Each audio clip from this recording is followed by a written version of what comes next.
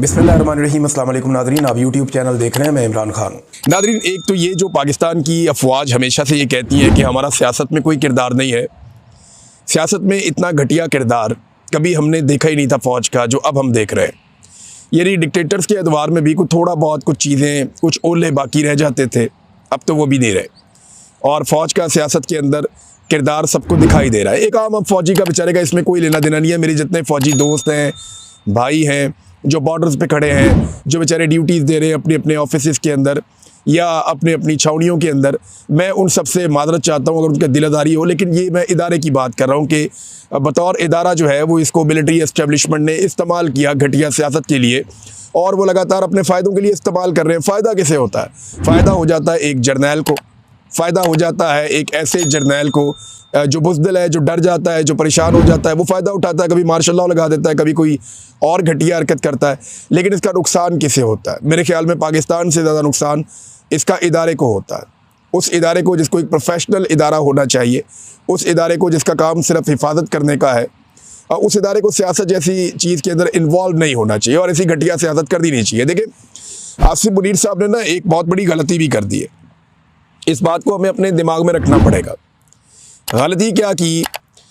जो एक फ़ौजी होता है या जो एक जर्नैल होता है, उसके पास जो सबसे बड़ी ताकत होती है वो ये होती है कि लोग उसे बहादुर और दिलेर समझते हैं। यही सबसे बड़ी चीज़ होती है ना। किसी भी फ़ौजी डिक्टेटर के पास या किसी भी फ़ौजी जर्नैल के पास या किसी भी फ़ौजी ऑफिसर के पास जो बाकी लोगों से मुख्तलिफ एक चीज़ होती है, जो उसे बाकी लोगों से अलग करती है, मुमताज़ बनाती है, वो लोगों में उसकी एक मिथ होती है कि ये डरता नहीं है, ये दिलेर है, ये बहादुर है, ये मुकाबला करने वाला है, ये सख्त जान है, ये कुर्बानी देने के लिए तैयार हो जाएगा, ये पीछे नहीं हटता है, ये डट जाता है, डरता नहीं है। ये फ़ौजी के बारे में अमूमी तौर पे तासुर ये होता है। तो आसिफ मुनीर साहब ने ये जो गलती की, इससे उन्होंने अपनी मिथ तोड़ दी। वो जो एक बहादुरी वाली मिथ है ना, वो उन्होंने खुद ही तोड़ ली अपनी, और ये अपने आप को बहुत बड़ा डैमेज किया उन्होंने। ISPR बेचारा नगमे बना बना के वो थक जाते हैं, वो बहादुरी के किस्से बता बता के थक जाते हैं, फ़ौजी कुर्बानियाँ दे रहे हैं, बॉर्डर पे शहीद हो रहे हैं।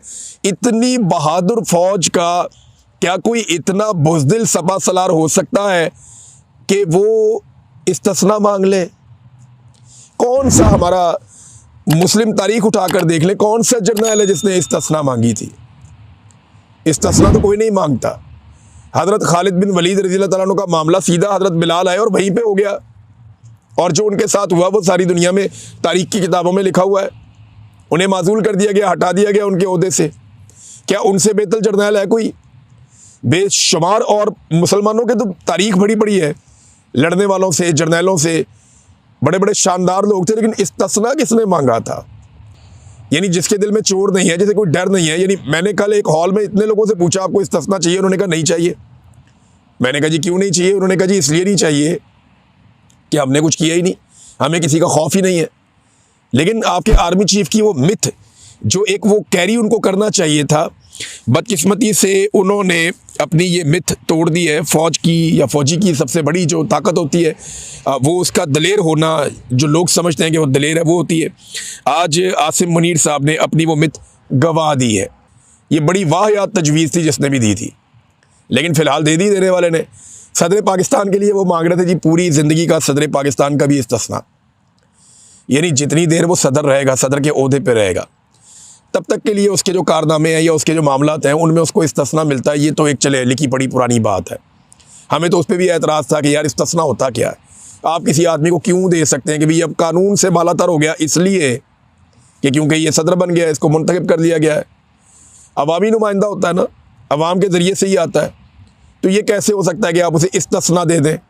लेकिन दिया, ठीक है, कौम अभी उसको हज़म कर रही थी, अचानक पता चला जी सिर्फ उसकी नौकरी के दौरान नहीं होगा जी, हम ताहयात लेना चाहते हैं। ये वाहियात चीज़ जो है वो ताहयात लेना चाहते हैं कि जब तक सदर मर नहीं जाएगा तब तक उसको इस्तिस्ना हासिल रहेगा। आपको पता है इन्होंने मुस्तकबिल में किस चीज़ का दरवाज़ा खोल दिया? मैं आपको भी बताता हूँ। किसी भी करप्ट और बेईमान और फ्रॉडिये बंदे ने वज़ीर आज़म पाकिस्तान बन के मुल्क का बेड़ा गर्क करना है ना और लुट मार करनी है, तो उसको चाहिए पहले एक दिन के लिए सदर पाकिस्तान बन जाए। समझ आइए आपको मेरी बात? फिर उसको ताहयात इस्तिस्ना रहेगा। यानी नवाज शरीफ को ये एक दिन के लिए सदर पाकिस्तान बनाए, उसके बाद जिस दिन तक नवाज शरीफ साहब इंतकाल नहीं फरमाएंगे उस दिन तक नवाज शरीफ साहब को इस्तेस्ना रहेगा, जितनी मर्जी लुटमार करें, ना कोई एवन फील्ड अपार्टमेंट्स का पूछ सकता है, ना कोई पनामा लीक्स का पूछ सकता है, ना कोई और सवाल कर सकता है। मियाँ साहब दियाँ सत्ते खैरा। कोई भी आदमी बिलावल जरदारी को वज़ीर आज़म बनाने से पहले आसिफ जरदारी को ये चाहिए कि एक दिन के लिए बिलावल जरदारी को पहले सदर बना दें, ताकि सारी ज़िंदगी के लिए बिलावल के ऊपर कोई मुकदमा ना हो सके। ज़िंदगी भर का इस्तेस्ना मिल गया ना। इसी तरह जो आपका ये वज़ीर आला जिनको बनाते हैं सिंध का, या जो अपने इनके करीबी लोग हैं, उन सबको एक एक दिन के लिए सदर बनाएं और सारी ज़िंदगी का इस्तेस्ना उनको दिलवा दें। कैसा रास्ता खोला इन्होंने, आप ये देखें। ये माफियाज हैं और ये अपने लिए रास्ता बनाते हैं। इस पूरी तरमीम में आम आदमी के लिए क्या, आगे चल के हम बात करते हैं। शहबाज शरीफ साहब जनाब आज़रबाईजान से आए और आकर उन्होंने ट्वीट दागा। कहते हैं जी, आज़रबाईजान से वापसी पर मुझे बताया गया कि मेरी पार्टी के चंद सेनेटर्स ने वज़ीर आज़म के इस्तेस्ना के हवाले से तरमीमी शिक सेनेट में पेश कर दी, जो काबीना से मंजूर शुदा मुसवदे में शामिल नहीं थी। मुअज़्ज़िज़ सेनेटर्स के खलूस का शुक्रिया अदा करते हुए मैंने उन्हें यह तरमीम फिलफौर वापस लेने की हदायत की है। मुंतखब वज़ीर आज़म यकीनन कानून और अवाम की अदालत में जवाबदेह है। एक तो शहबाज शरीफ साहब ने इस ट्वीट में दो बातें बिल्कुल गलत की हैं, फैक्चुअली रॉन्ग है। मुंतखब वज़ीर आज़म का लफ्ज़ जो उन्होंने इस्तेमाल किया, तो शहबाज शरीफ साहब आप मुंतखब वज़ीर आज़म नहीं है। आपको 17 सीटें मिली थी और पाकिस्तान की मिलिट्री एस्टेब्लिशमेंट ने, आसिम मुनीर वगैरह ने, इन सब ने मिलकर आपको इलेक्शन कमीशन ऑफ पाकिस्तान के साथ आपकी सीटों में इजाफा किया। आपको जाली फॉर्म 47 दिलवाए गए, जिसके बाद आपको मिल गया इक़्तिदार। अब आप आ गए इक़्तिदार में और ये जाली इक़्तिदार है और इसके ऊपर आप कब्जा करके बैठे हुए हैं। तो नंबर एक, आप तस्हीह फरमा लें कि आप मुंतखब वज़ीर आज़म नहीं है, और ये बात पूरा पाकिस्तान बच्चा बच्चा पाकिस्तान का जानता है। नहीं यकीन आता, बाहर निकलो, पूछो लोगों से, लोग आपको बता देंगे। दूसरा, एक चीज़ और ज़हन में रखें कि इन्होंने कहा कि कानून और अवाम की अदालत में जवाब दे। पाकिस्तान में तो अदालत नहीं ख़त्म हो गई है, कौन सी अदालत में जवाब दे? क्या किसी वज़ीर आज़म को अब किसी अदालत में जाकर जवाब देना पड़ेगा? इंसानी हकूक़ का मकबरा बना हुआ है सुप्रीम कोर्ट ऑफ पाकिस्तान के बाहर। अमली तौर पे अदालतें ख़त्म हो गई हैं। अब उन जजों पर मुश्तमिल एक आइनी अदालत बनाई जाएगी, जिन जजों को कौन बनाएगा? सियासतदान बनाएंगे। सियासतदानों के चुने हुए पसंदीदा जजेस को इकट्ठा करके एक आइनी अदालत कायम की जाएगी, और वो आइनी अदालत ये वज़ीर आज़म को सुनेगी या उसको अकाउंटेबल करेगी। अदालतें तो बिल्कुल गैर मुअस्सिर हो गई हैं। अदालतों की तो अब टके की औकात नहीं रही। नंबर एक, ना तो आप वज़ीर आज़म हैं, ना इस मुल्क में 26वीं 27वीं तरमीम के बाद कोई अदालतें बाकी बची हैं। ये बात तो कर लें अब क्लियर। दूसरा ना, ये शहबाज शरीफ साहब की और इनकी फैमिली की पुरानी वारदात है। ये पहले अपने लोगों के ज़रिए से गेम डालते हैं कि यार ये भी कर दो, मैनू भी सारी ज़िंदगी वास्ते फ़ारग करा दो, यानी मुझे भी पूरी ज़िंदगी के लिए आप इस्तेस्ना ले दें, मेरे लिए आप ये काम कर दें। तो पहले तो खुद ही वारदात डलवाते हैं, लेकिन जब पता चलता है कि ये वारदात उल्टी पड़ने लगी है तो फिर फौरी तौर पे उल्टे पाँव पीछे भाग जाते हैं। हुआ क्या, कहानी सुनिए।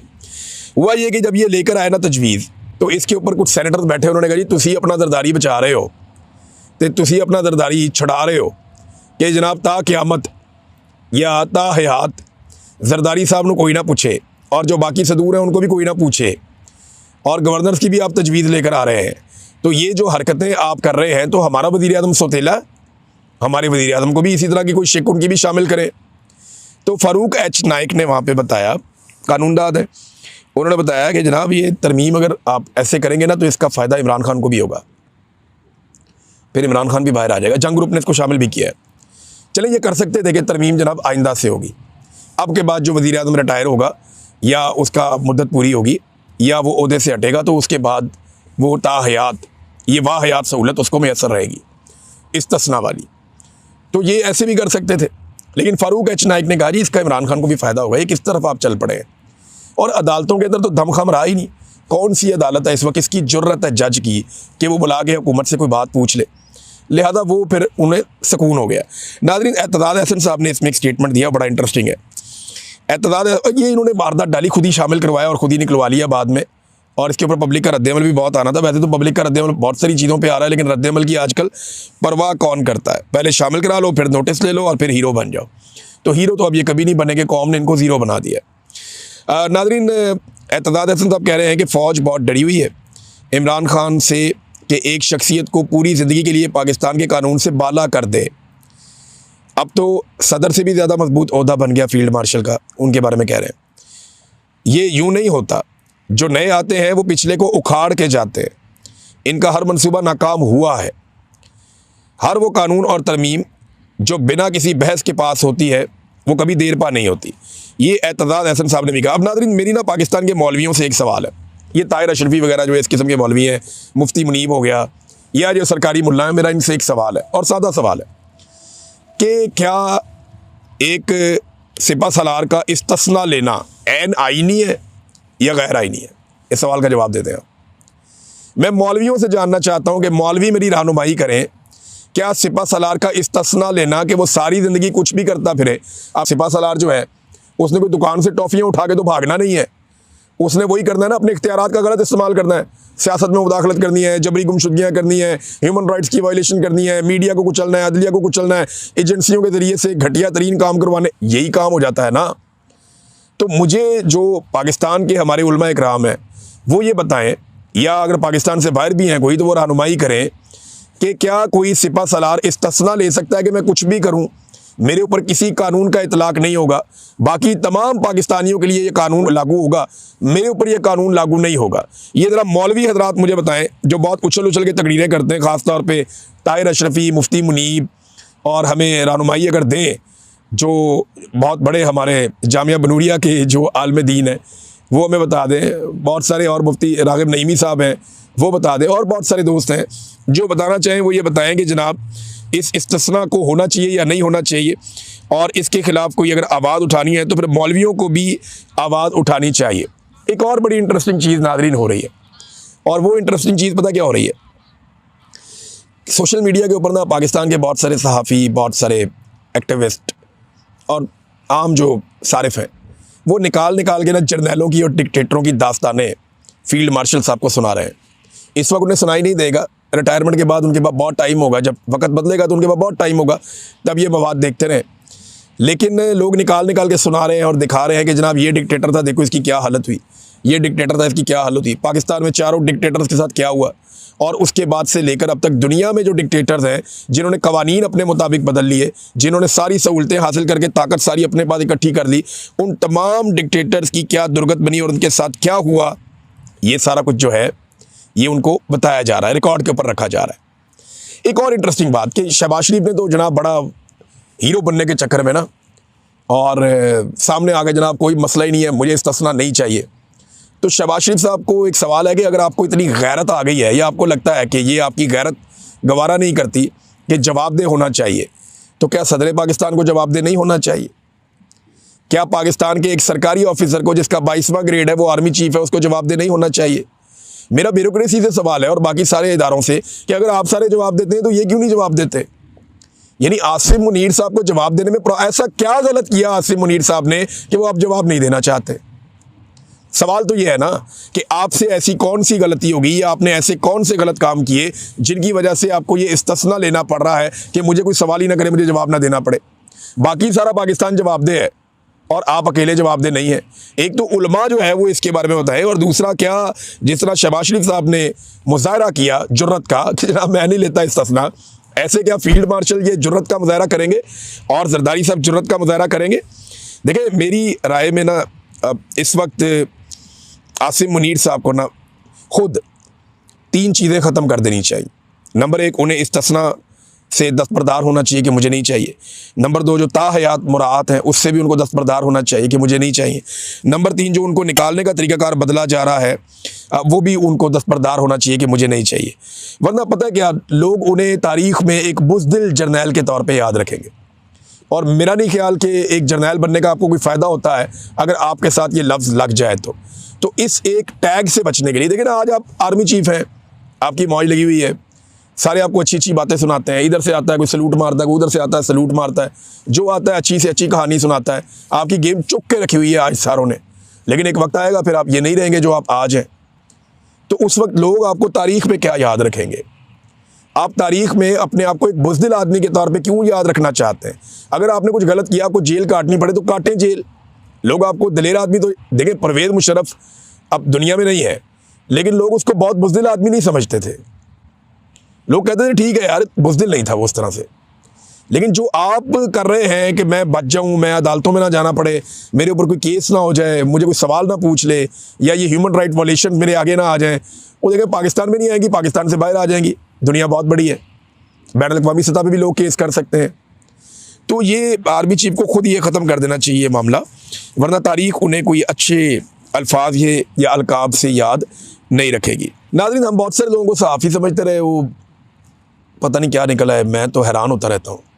सुहेल वड़ाइच साहब का आप ये सुने, वो कहते हैं जी आइन जामद नहीं होते, उन्हें वक्त के साथ साथ बदलना पड़ता है। तो वड़ाइच साहब आपकी बात ठीक है, आइन को वक्त के साथ साथ बदलना पड़ता है, लेकिन आइन को शख्सियात के लिए ज़रूरत के साथ साथ नहीं बदलना होता। वक्त के साथ आप आइन को तब्दील कर सकते हैं, ज़रूरत के साथ तब्दील नहीं कर सकते। आइन कोई कमोडिटी नहीं है, आइन कोई ऐसी चीज़ नहीं है कि फ़र्द वाहिद के लिए इसका कान मरोड़ दिया पकड़ के या इसका बाजू मरोड़ दिया पकड़ के। ये ज़्यादती है, ये गलत बात है।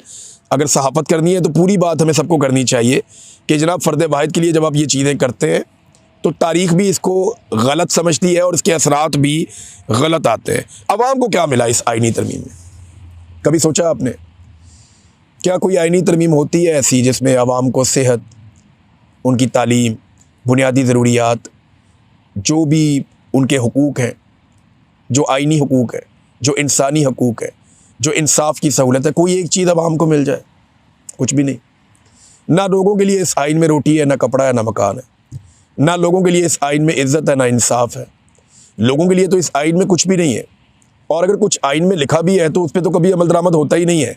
ये आइन की जो किताब है ना, ये बड़े बड़े लोगों के इक़्तिदार के ऐवानों के रास्ते क्लियर करने के लिए है, ये उन लोगों को सहूलत फराहम करने के लिए। इसके अलावा मुझे इस आइन में आम आदमी के लिए कुछ दिखाई नहीं देता, कुछ भी नज़र नहीं आता। ह्यूमन राइट्स वाले चुप हैं, वकला तंजीमें चुप हैं अभी तक, इंसानी हकूक़ वाले इसके ऊपर कोई किसी किस्म की बात नहीं कर रहे, और जो सियासी लोग अपने आप को बड़ा चैम्पियन समझते थे वो सहूलतकार बने हुए हैं।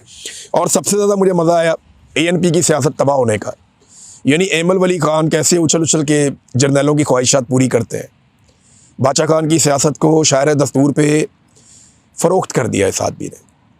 यानी कितनी बड़ी सियासत थी बादशाह खान की, कितना बड़ा नाम था, लेकिन बादशाह खान की सियासत को कोई तबाह नहीं कर सका, उनके नज़रिए को कोई तोड़ नहीं सका। एमल वली ख़ान ने तबाह कर दी। किस लिए? सिर्फ बलूचिस्तान से सेनेट की एक सीट के लिए ये औकात और ये हालत रह गई। तो बड़े लोग एक्सपोज हुए, और कम से कम इतना बड़ा ओहदा जो मिलिट्री चीफ का ओहदा है वो भी एक्सपोज हो गया कि जनाब उन्हें डर लगता है, उन्हें डर लगता है कि जनाब मेरे साथ कुछ हो ना जाए। इमरान खान साहब का खौफ है, खौफ तो रहेगा। अब तक के लिए इतना ही, अपना ख्याल रखिएगा, अपने चैनल का भी। अल्लाह हाफ़िज़।